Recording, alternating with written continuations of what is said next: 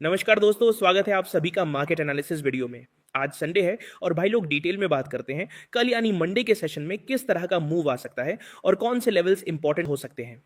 सबसे पहले अगर पिछले हफ्ते की बात करें तो मार्केट ने वीक का एंड काफी स्ट्रांग नोट पर किया है।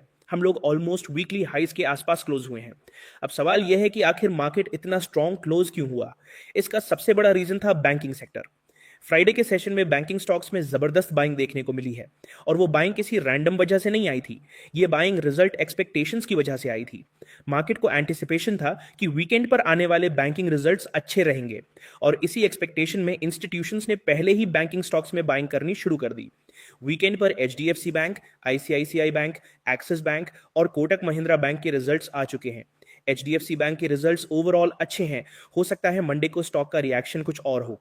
कोटक महिंद्रा बैंक के नंबर्स मुझे डिसेंट हैं। आईसीआईसीआई बैंक के रिजल्ट्स काफी स्ट्रांग नजर आए हैं। लेकिन अगर एचडीएफसी बैंक की बात करूं तो ऑनेस्टली उसके नंबर्स ने डिसअपॉइंट किया है। और यहीं पर एक बात हमेशा याद रखिए, मार्केट में रिटेल ट्रेडर के लिए पैसा बनाना इतना आसान नहीं होता।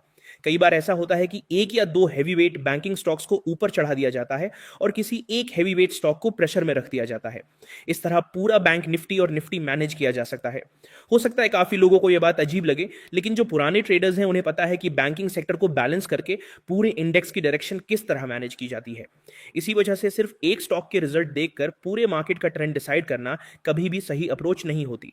अगर मंडे को किसी भी वजह से बड़ा गैप अप ओपनिंग मिलता है तो उस गैप अप को चेस करने की गलती बिल्कुल मत करिएगा और बिना कंफर्मेशन के सिर्फ गैप अप देखकर शॉर्ट पोजीशन बनाना भी अवॉइड करना। इसके पीछे भी एक स्ट्रांग रीजन है। वीकेंड पर सिर्फ बैंकिंग स्टॉक्स के ही नहीं बल्कि रिलायंस इंडस्ट्रीज के भी रिजल्ट्स आए हैं। HDFC bank, ICICI bank, axis bank और कोटक महिंद्रा बैंक और रिलायंस इंडस्ट्रीज ये सब मार्केट के हैवीवेट स्टॉक्स हैं। इन सब के रिजल्ट्स एक ही वीकेंड में आए हैं। इसलिए मंडे को ओपनिंग के बाद इन स्टॉक्स में प्रॉफिट बुकिंग भी देखने को मिल सकती है और अगर हैवीवेट स्टॉक्स में प्रॉफिट बुकिंग आती है तो उसका सीधा असर इंडिसेस पर भी देखने को मिलेगा। अब ओवरऑल मार्केट का बैकड्रॉप आपके सामने क्लियर है। फ्राइडे को मार्केट में अच्छी रैली देखने को मिली थी। बैंकिंग सेक्टर ने लीडरशिप दिखाई थी। वीकेंड पर मेजर बैंकिंग रिजल्ट्स आ चुके हैं। रिलायंस इंडस्ट्रीज के भी नंबर्स सामने आ चुके हैं। इसी वजह से मंडे का सेशन काफी इंटरेस्टिंग रहने वाला है। अब क्योंकि मार्केट की डायरेक्शन समझने के लिए सिर्फ प्राइस एक्शन देखना काफी नहीं होता, इसलिए सबसे पहले एक नजर एफआईआई डीआईआई डेटा पर डालते हैं। साथ ही डेरिवेटिव्स पोजीशनिंग को भी समझेंगे और देखेंगे कि इंस्टीट्यूशंस मंडे के सेशन के लिए किस तरह की पोजीशनिंग बनाकर गए हैं। फ्राइडे के सेशन में एफआईआईज यानी फॉरेन इंस्टीट्यूशनल इन्वेस्टर्स 376 करोड़ के नेट सेलर्स रहे। मतलब कैश मार्केट में एफआईआईज ने हल्की सेलिंग जरूर की है।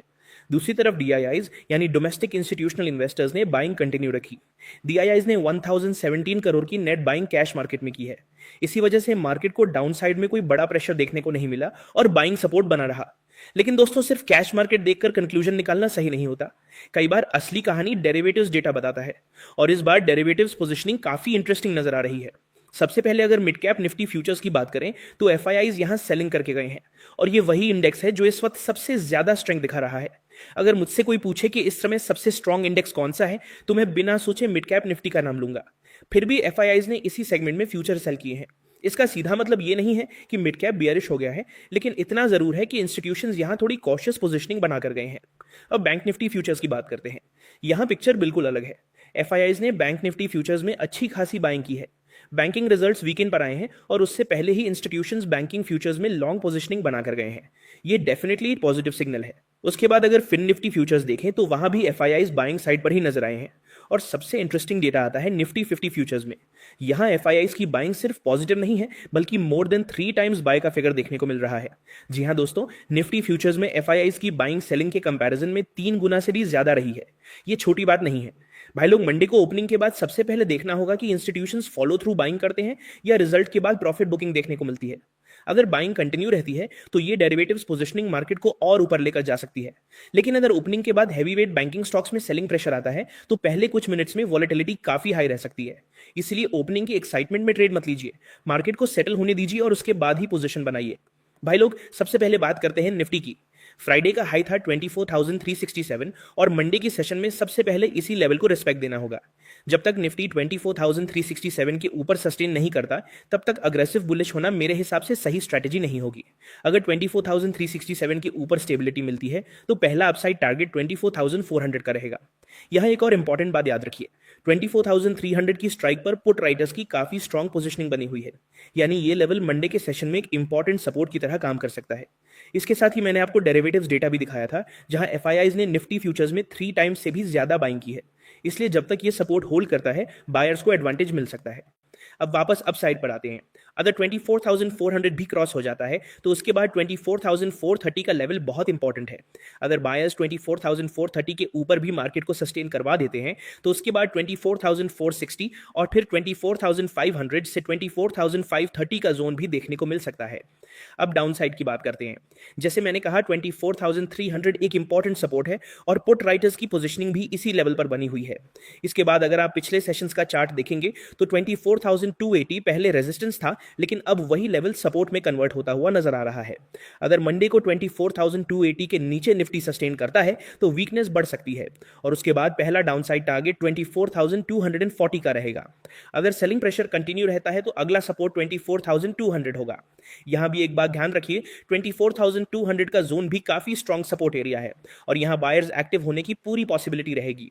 लेकिन अगर किसी भी वजह से हैवी वेट स्टॉक्स में एग्रेसिव प्रॉफिट बुकिंग देखने को मिलती है और 24,200 भी ब्रेक हो जाता है तो मार्केट का सेंटिमेंट वीक हो सकता है और उसके बाद 24,170, 24,130 और 24,100 तक भी डाउनसाइड देखने को मिल सकता है। इसीलिए मंडे के सेशन में सबसे ज्यादा नजर बैंकिंग स्टॉक्स और रिलायंस इंडस्ट्रीज पर रहेगी।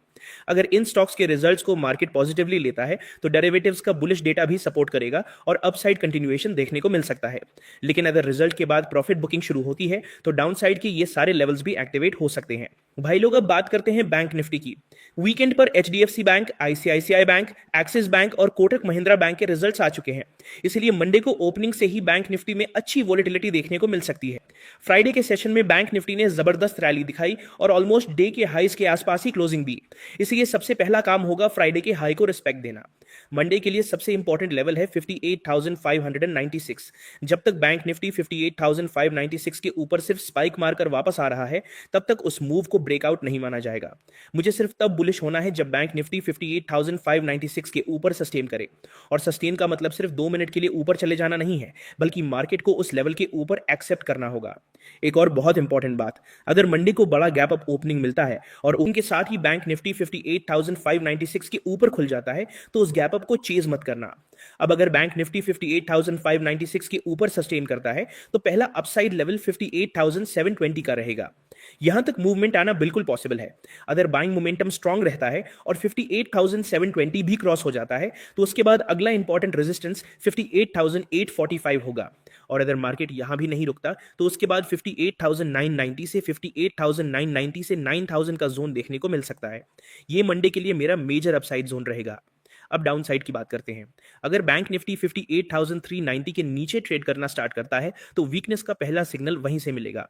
लेकिन यहां भी मेरी स्ट्रैटेजी वही रहेगी कि ओपनिंग के तुरंत बाद ट्रेड नहीं लेना है। अगर 58,390 टूट जाता है तो पहला सपोर्ट 58,250 का रहेगा। ये लेवल इंपॉर्टेंट है और यहां से एक बार बायर्स वापस आने की कोशिश कर सकते हैं। लेकिन अगर सेलिंग प्रेशर और बढ़ जाता है और 58,250 भी ब्रेक हो जाता है तो उसके बाद अगला सपोर्ट 58,050 होगा। मेरे हिसाब से 58,050 पर एक बार मार्केट सपोर्ट लेने की कोशिश जरूर करेगा। लेकिन दोस्तों, यही एक चीज समझना बहुत जरूरी है।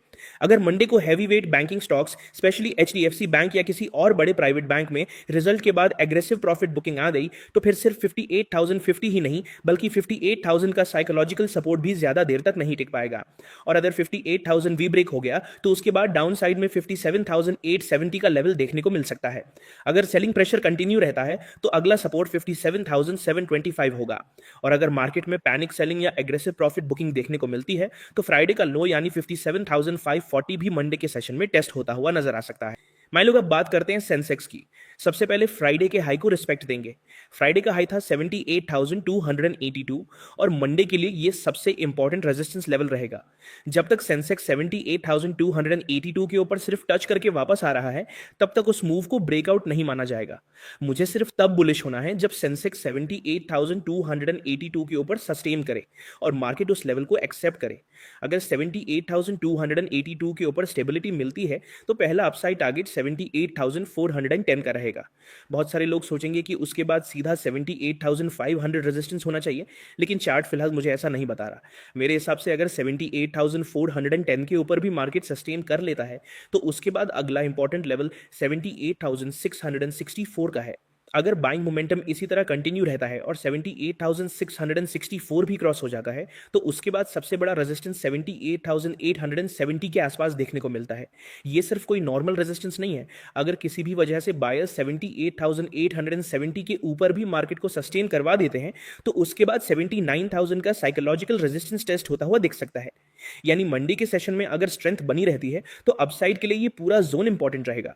अब डाउनसाइड की बात करते हैं। सबसे पहले तो मेरे हिसाब से 78,000 का लेवल मंडे के सेशन में एक अच्छा सपोर्ट देने की कोशिश करेगा।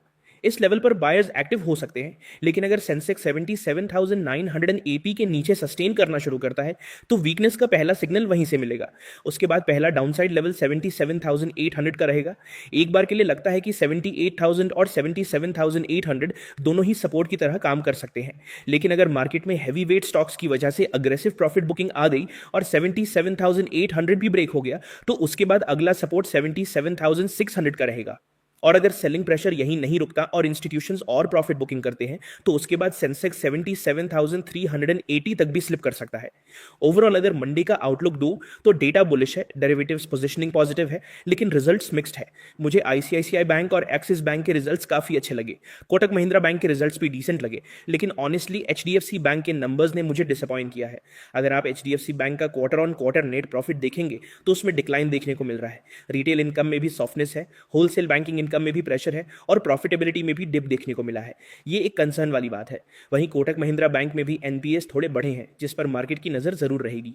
भाई लोग, आज का पोस्ट मार्केट एनालिसिस यहीं तक। अगर आपको वीडियो पसंद आया हो तो वीडियो को लाइक करना, कमेंट में बताना आपको वीडियो कैसा लगा और चैनल को सब्सक्राइब कर लेना। मैं मिलता हूं आप सभी से कल प्री मार्केट रिपोर्ट में। तब तक के लिए जय हिंद, जय भारत।